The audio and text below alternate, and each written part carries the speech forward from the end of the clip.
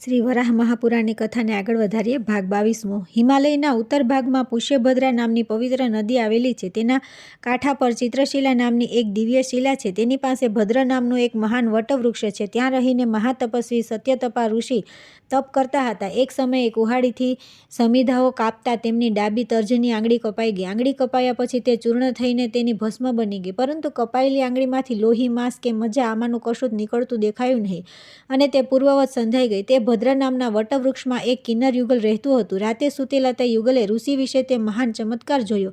નિર્મળ પ્રભાત થતાં તે કિન્નર જોડું ઇન્દ્રલોકમાં ગયું. આમ પુરાણમાં કહ્યું છે. તે પછી યક્ષ, ગંધર્વ અને કિન્નરો સહિત દેવોની તે સભામાં ઇન્દ્રે પૂછ્યું, હે દેવો, હે યક્ષો, હે ગંધર્વો અને હે કિન્નરો, કંઈ અપૂર્વ અને આશ્ચર્યયુક્ત બનાવ તમારા જોવા જાણવામાં આવ્યો હોય તો મને કહો. રુદ્ર સરોવરના તીરે જે કિન્નર યુગલ રહેતું હતું તે સત્યતપાના સંબંધમાં જે પ્રસંગ બન્યો હતો, હે શુભે, હે પૃથ્વી, તેનું વર્ણન કરવા લાગ્યું.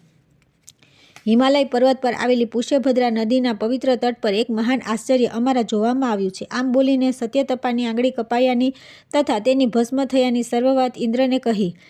આ સાંભળીને ઇન્દ્રને આશ્ચર્ય થયું અને તેણે તુરંત વિષ્ણુને કહ્યું, હે વિષ્ણુ, હિમાલય પર્વત ઉપર એક આશ્ચર્યકારક અપૂર્વ બનાવ બન્યો છે એમ મને એક કિન્નરે કહ્યું છે. તેથી ચાલો આપણે તે શ્રેષ્ઠ પર્વત ઉપર જઈએ. ઇન્દ્રે વિષ્ણુને આ પ્રમાણે કહ્યું. તેથી વિષ્ણુએ વરાહનું રૂપ ધારણ કર્યું અને ઇન્દ્રે વ્યાધનું રૂપ લીધું. તે પછી બંને જણા સત્યતપા ઋષિના આશ્રમે ગયા. વિષ્ણુ વરાહરૂપથી ઋષિની દ્રષ્ટિ આગળ આવ્યા અને અદ્રશ્ય થઈ ગયા. વળી ફરીથી દેખાયા અને અદ્રશ્ય થયા. એવામાં ઇન્દ્ર પણ હાથમાં ધનુષ ધારણ કરીને તીક્ષ્ણ બાણો સહિત વ્યાધરૂપે વનમાં સત્યતપા ઋષિના આશ્રમમાં આવીને તેમને પૂછવા લાગ્યા, હે ભગવાન, આપે વિશાળ કાયાવાળું જાડું અને મોટું કોઈ વરાહ અહીંથી જોયું છે? હે મહામોને, આપે જોયું હોય તો તે મને તેના વિશે જણાવો કે જેથી હું મારા આશ્રિતના પોષણ માટે તેનો વધ કરું. મુનિને ઇન્દ્રે આ પ્રમાણે પૂછ્યું. તેથી તેઓ ચિંતામાં પડી ગયા અને વિચાર કરવા લાગ્યા કે જો હું આને વરાહના વિશે માહિતી આપું તો આ વ્યાધ તેને મારી નાખશે અને જો તેને વરાહ વિશે ન જણાવું તો આનું કુટુંબ ભૂખના દુઃખથી પીડાશે. એમાં સંશય નથી. સ્ત્રી અને પુત્રવાળો આ વ્યાધ ભૂખ્યો છે. તેથી હવે મારે શું કરવું? વળી ઘાયલ થયેલું આ વરાહ મારા આશ્રમમાં આવી ચડ્યું છે તો હવે શો ઉપાય કરવો? આવો વિચાર ઉત્પન્ન થવાથી મુનિ કિંકર્તવ્ય મૂઢ થઈ ગયા અને તે સમયે શો જવાબ આપો તેનો નિર્ણય કરી શક્યા નહીં. થોડી વાર પછી તેમણે એક વિચાર સૂઝી આવતા બોલ્યા, નેત્રે જે જોયું છે તે તો જંગમ અર્થાત વરાહમાં દ્રષ્ટિરૂપે સ્થિર થઈ ગયું છે. જીવા અર્થાત વાણી જે કહેવા માગે છે તે વ્યાધ સાથે ખોવાઈ ગઈ છે અર્થાત તેનું વ્યાધે હરણ કરી લીધું છે. આંખે જે જોયું છે તેને બોલવાની શક્તિ નથી. જીવા બોલી શકે છે પણ તેણે જોયું નથી. સત્યતપા મુનિના આ વચન સાંભળીને ઇન્દ્ર અને વિષ્ણુ બંને પ્રસન્ન થયા અને પ્રત્યક્ષ થઈ બોલ્યા કે હે મુનિ, અમે બંને તમારા પર પ્રસન્ન થયા છીએ. તેથી તમે અમારી પાસેથી એક એક ઇષ્ટ વરદાન માગી લો. આ સાંભળીને સત્યતપા બોલ્યા કે દેવાધિદેવના મેં પ્રત્યક્ષ દર્શન કર્યા. આજ મારા માટે શ્રેષ્ઠ વર છે. પૃથ્વી પર આથી અતિરિક્ત બીજો કોઈ ઉત્તમ વર હોઈ શકે નહીં. મને વર પ્રાપ્ત થાય તેના કરતાં તો હું આપના દર્શન માત્રથી કૃતાર્થ થયો છું. છતાં જ્યારે આપ મને વર આપવા ઈચ્છો છો ત્યારે આપની પાસે મારી આટલી યાચના છે કે પૂર્વકાલે જે વિપ્રો ભક્તિપૂર્વક વિપ્રોનું સદા પૂજન કરે તેમના એક માસમાં એકઠા થયેલા પાપ નાશ પામે. આ મારો અભિષ્ટ એક વર અત્યારે આપ મને આપો, મને મુક્તિ મળે. આ બીજું વરદાન હું આપની પાસેથી માગું છું. તથાસ્તુ, ભલે તેમ થાવ. આમ કહીને ઇન્દ્ર અને વિષ્ણુ સત્યતપા મુનિને એક એક કલ્યાણકારક વર આપી અંતર્ધ્યાન થઈ ગયા. સત્યતપા મુનિ વર મેળવીને હૃદયમાં બ્રહ્મનું ચિંતન કરવા લાગ્યા અને તેના ધ્યાનમાં લીન થઈને તે જ પવિત્ર સ્થાનમાં રહીને કૃતકૃત્ય થયા. એવામાં તીર્થયાત્રા કરતાં કરતાં પૃથ્વીની પ્રદક્ષિણા કરીને સત્યતપા મુનિના ગુરુ બુદ્ધિમાન અરુણી ઋષિ તેમના આશ્રમે આવ્યા. મુનિએ તે ઋષિ શ્રેષ્ઠ પોતાના ગુરુનું અત્યંત ભક્તિપૂર્વક પૂજન કર્યું અને તેમને પાદ્ય આચમન આપી ગોદાનપૂર્વક આસન આપ્યું. ગુરુએ પૂજનનો સ્વીકાર કર્યા. પોતાનો શિષ્ય તપશ્ચર્યાથી પાપરહિત થયો છે અને સિદ્ધ બન્યો છે એવું જાણીને તેમજ વિનયપૂર્વક હાથ જોડીને પોતાની સન્મુખ સત્યતપાને ઊભા રહેલા જોઈને ગુરુ અરુણી તેમને કહેવા લાગ્યા. અરુણી બોલ્યા કે હે પુત્ર, હે સુવ્રત, તમે તપ કરવાથી સિદ્ધ થયા છો, બ્રહ્મનિષ્ઠ બન્યા છો. હવે તમારા આત્મા સાથે તમારો મુક્તિનો સમય આવી પહોંચ્યો છે.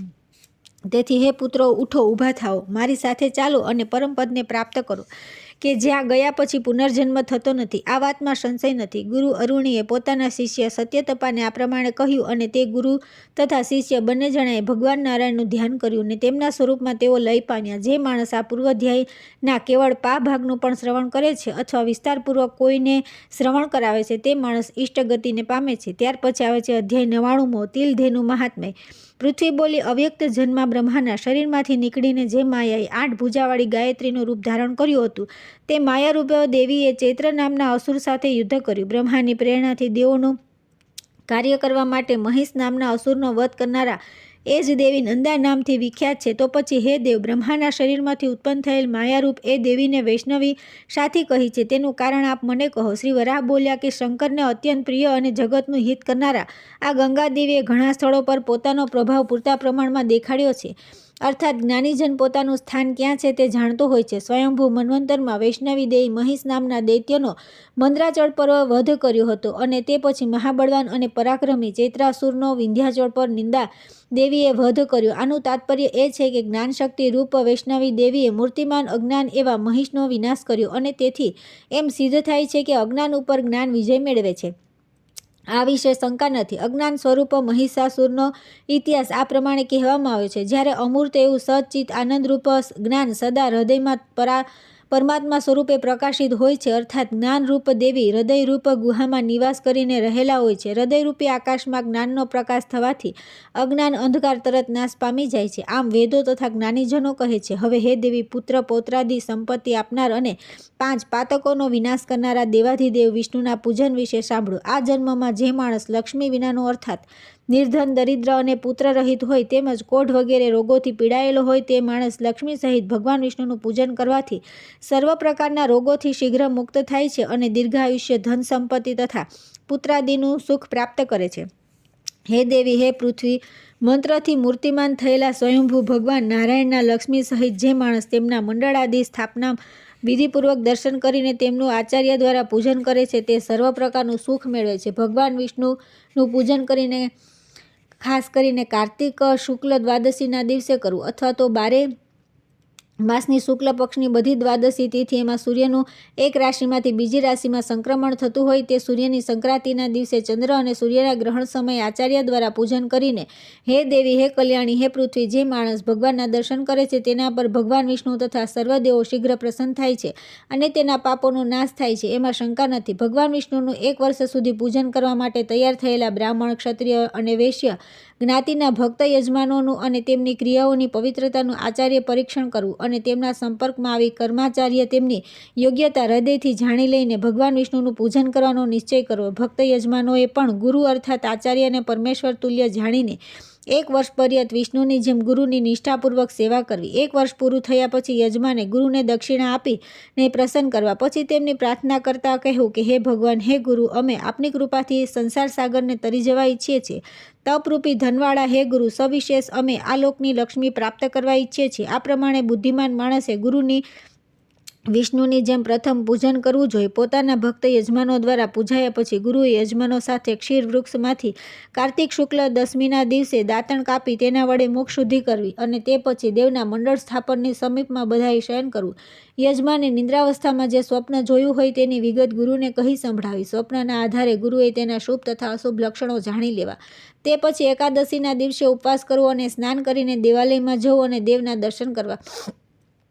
પછી જે ભૂમિ પર લક્ષ્મી સહિત ભગવાન વિષ્ણુનું પૂજન કરવું હોય તે ભૂમિની જુદા જુદા લક્ષણોથી યોગ્ય રીતે પરીક્ષા કરવી. પૂજન માટે યોગ્ય જણાય તે ભૂમિમાં મંડળનું સ્થાપન કરવું અને 16 અર્થાત 16 આરાવાળા સંવર્તો ભૂદ્ર મંડળનું અથવા 8 આરાના ચક્રનું આલેખન કરવું. પછી આચાર્ય અર્થાત ગુરુએ શ્વેત વસ્ત્રથી યજમાનોના નેત્ર બંધ કરવા અને હાથમાં પુષ્પ ગ્રહણ કરેલા યજમાન શિષ્યોને વર્ણના અનુક્રમ પ્રમાણે મંડપમાં પ્રવેશ કરાવો. એટલે કે પ્રથમ બ્રાહ્મણ વર્ણના યજમાને, પછી ક્ષત્રિય અને ત્યાર પછી વૈશ્ય વર્ણના યજમાન શિષ્યને મંડપમાં પ્રવેશ આપવો.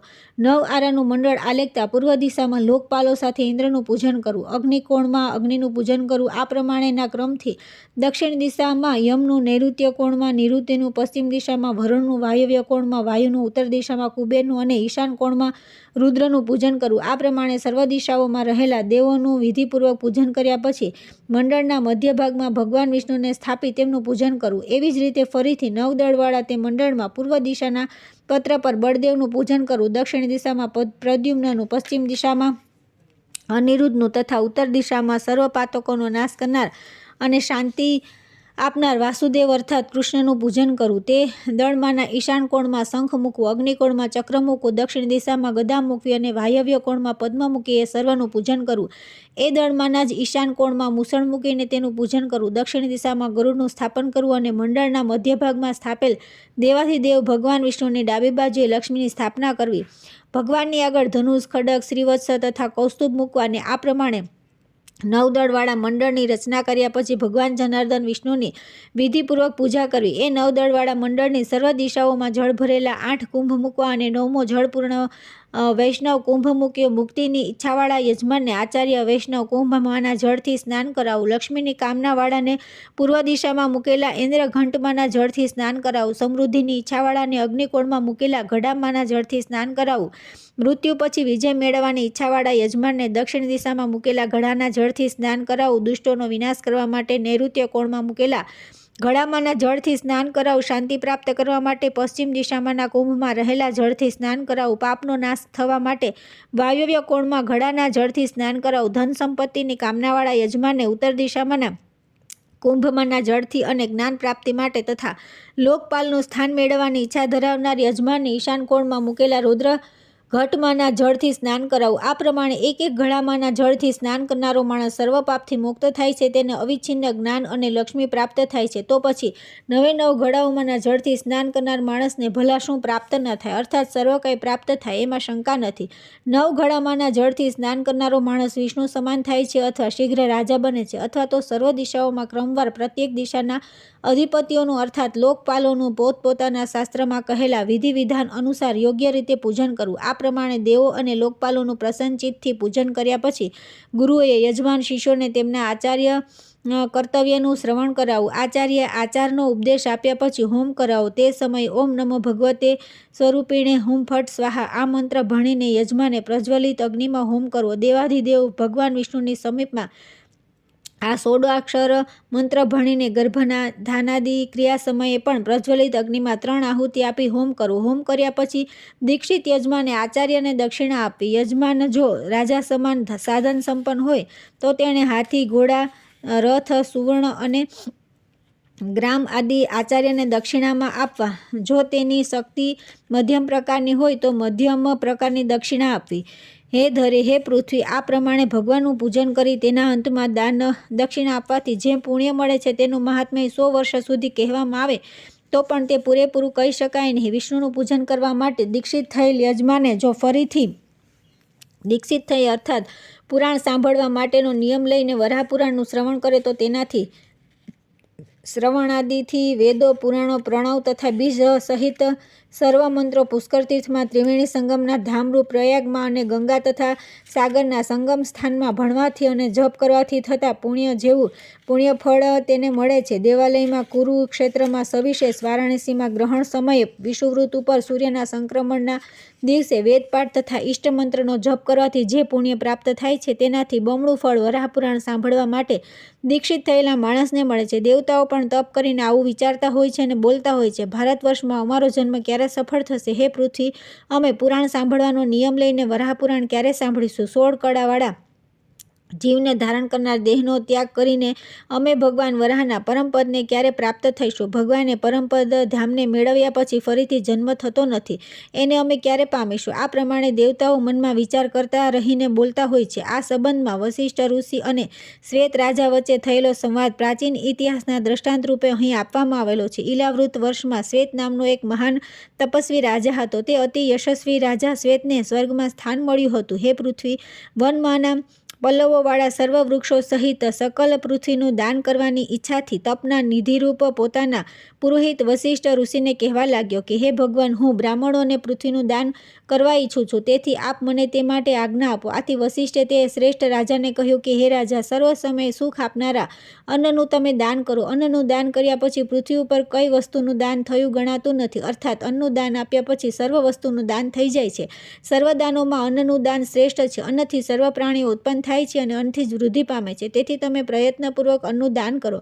વશિષ્ઠના આ વચન રાજાએ સાંભળ્યા તો પણ તે પ્રમાણે તે વર્ત્યો નહીં. તેણે બ્રાહ્મણોને બોલાવીને રત્ન, વસ્ત્ર, અલંકાર, સમૃદ્ધિપૂર્ણ નગરો અને તેના ખજાનામાં જે કંઈ હતું તે સર્વ તેમને દાનમાં આપ્યું, પરંતુ અન્નદાન કર્યું નહીં. તેથી તેણે બ્રાહ્મણોને હાથીઓ અને મૃગચર્મ પણ દાનમાં આપ્યા. એક સમયે તે ધર્મજ્ઞ રાજાએ સમગ્ર પૃથ્વી ઉપર વિજય મેળવ્યા પછી ભગવાન નારાયણના નામનો જપ કરી રહેલા પોતાના પુરોહિત વસિષ્ઠને કહ્યું કે ભગવાન, હું 1000 અશ્વમેઘ યજ્ઞ કરવા ઈચ્છું છું. તેણે યજ્ઞ કરી બ્રાહ્મણોને સુવર્ણના, તાંબાના અને ચાંદીના પાત્રોમાં દાનમાં આપ્યા, પણ અન્ન તથા જળને અત્યંત અલ્પ મૂલ્યવાન ગણી કાઢીને તે આપ્યા નહીં. હે દેવી, હે પૃથ્વી, વૈભવશાળી તે મહાનુભાવ રાજા સમય પ્રાપ્ત થતાં મૃત્યુ પામ્યો. પરલોકમાં રહેલો તે રાજા ક્ષુધા અને ખાસ કરીને તૃષાથી પીડાતો હતો. તે અપ્સરા દેવીઓની પ્રાપ્ત કરીને શ્વેત પર્વત ઉપર ગયો. પૂર્વજન્મનો તે રાજા પોતાના બળેલા હાડકાને એકઠા કરી ચાટવા લાગ્યો અને તે પછી ફરીથી વિમાનમાં બેસી તે રાજા શ્વેત પર્વત ઉપરથી સ્વર્ગમાં આવી પહોંચ્યો. રાજાને હાડકા ચોટતા જોઈને મહાત્માઓ વસિષ્ઠે તેને પૂછ્યું કે હે રાજા, તમે પોતાના જ હાડકાનું ભક્ષણ કરી રહ્યા છો. વસિષ્ઠે આ પ્રમાણે કહ્યું એટલે તે શ્વેત રાજા તેમને કહેવા લાગ્યો કે ભગવાન, હું ભૂખ્યો છું. પૂર્વજન્મમાં મેં અન્ન તથા જળનું દાન કર્યું નથી. હે મુનિ શાર્દુલ, તેથી હું ક્ષુધાથી પીડાઈ રહ્યો છું. રાજાએ આ પ્રમાણે કહ્યું એટલે તે મુનિપુંગ વસિષ્ઠ બોલ્યા કે હે રાજેન્દ્ર, તમે ક્ષુધાથી વ્યાકુળ છો, પણ હું તમારા માટે શું કરું? જેણે કોઈને કશું આપેલું નથી તેને તે પ્રાપ્ત થતું નથી. હા, એટલું ખરું કે રત્નો અને સુવર્ણનું દાન કરવાથી તે કરનાર માણસને તેના ભોગો પ્રાપ્ત થાય છે, પણ અન્ન અને જળનું દાન કરનાર માણસની તો સર્વ ઈચ્છાઓ પૂર્ણ થવાથી તે તૃપ્ત થાય છે. પરંતુ હે રાજન, તમે અન્ન અને જળને અલ્પ મૂલ્યવાળા ગણીને તેનું દાન કર્યું નથી. રાજા શ્વેત બોલ્યો કે હે મહામુનિ, હું આપની ભક્તિપૂર્વક મસ્તક નમાવી પ્રણામ કરું છું. જે વસ્તુનું દાન કરવામાં આવ્યું નથી તે વસ્તુ કેવી રીતે પ્રાપ્ત થાય તે હું આપને પૂછું છું. તેથી મને તે કહો.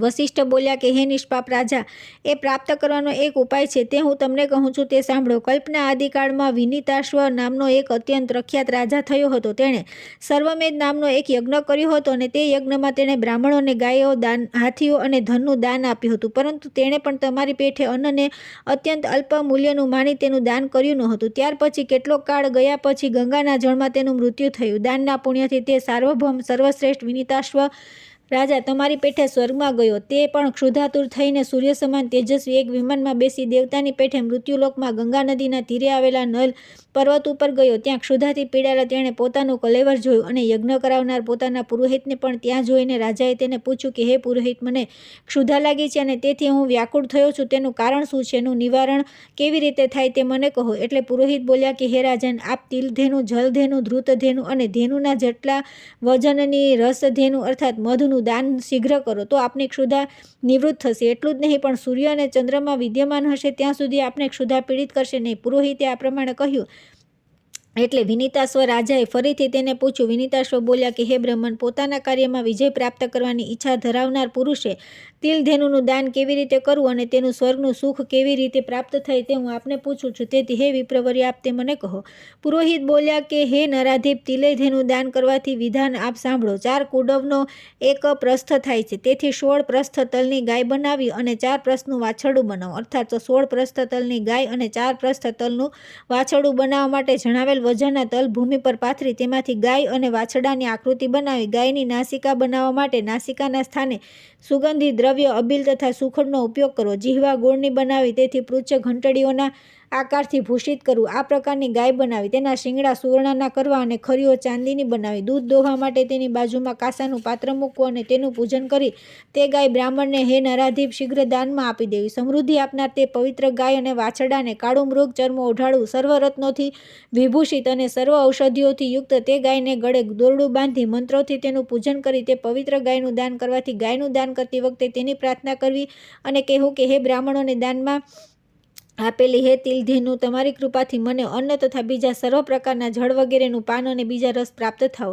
હે ધેનુ, તમે તે અમને પ્રાપ્ત કરાવો. હે તિલધેનુ, તમે મારી સર્વ કામનાઓ પૂર્ણ કરો. હે નૃપોત્તમ, આ પ્રકારની તિલધેનુ બનાવડાવી તેનું દાન કરવું એથી મનુષ્યની સર્વ કામનાઓ પૂર્ણ થાય છે, એમાં સંશય નથી. જે માણસ ભક્તિપૂર્વક આ તિલધેનુના દાનનું મહાત્મય સાંભળે છે, તે તિલધેનુનું દાન કરે છે અથવા દાન કરાવે છે, તે સર્વ પાપોથી મુક્ત થઈને વિષ્ણુલોકને પ્રાપ્ત થાય છે. આ તિલધેનુનું દાન ગોચર્મ જેટલા વિસ્તારવાળી ભૂમિમાં છાણથી લીપેલી જમીનમાં મંડપ આલીખીને કરવું. ત્યાર પછી આવે છે અધ્યાય 16.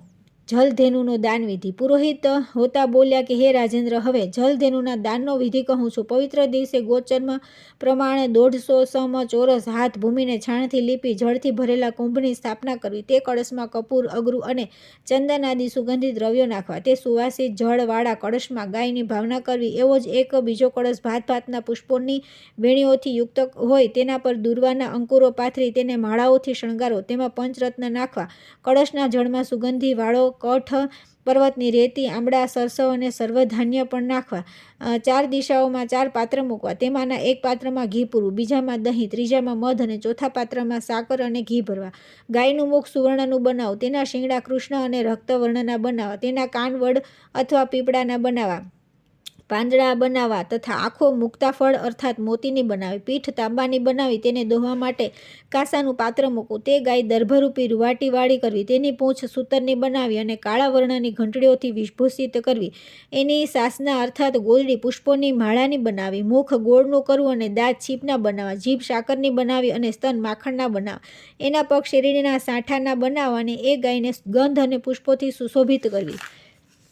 એને વસ્ત્રથી આચ્છાદિત કરવી. એના પર કૃષ્ણ મૃગ ચર્મ મૂકવું. ગાયના શરીરના અંગો માટે બતાવેલી વસ્તુઓ પ્રત્યક્ષ મૂકવી. આ ગાયનું ગંધ અને પુષ્પથી પૂજન કરવું. પછી હે રાજન, અગ્નિહોત્રી, તપસ્વીઓ, કુટુંબવાળા ગૃહસ્થ, વેદમાં પારંગત, ક્ષોત્રિય, સદાચારી, સુપાત્ર બ્રાહ્મણને તે ગાયનું દાન કરવું. આ પ્રમાણે હે રાજન, જે માણસ ગાયનું દાન કરે છે, દાન આપતા જુએ છે, દાન વિધિ સાંભળે છે અને જે બ્રાહ્મણ ગાયનું દાન લે છે તે બધા માણસો પાપમાંથી મુક્ત થાય છે. બ્રહ્મઘાતક, પિતૃઘાતક, ગોહત્યા કરનારો, મદપાન કરનારો, ગુરુપત્ની સાથે ગમન કરનારો, આ બધા મહાપાપીઓ જલધેનુના દાનથી સર્વ પાપોમાંથી મુક્ત થઈને વૈકુંઠમાં જાય છે.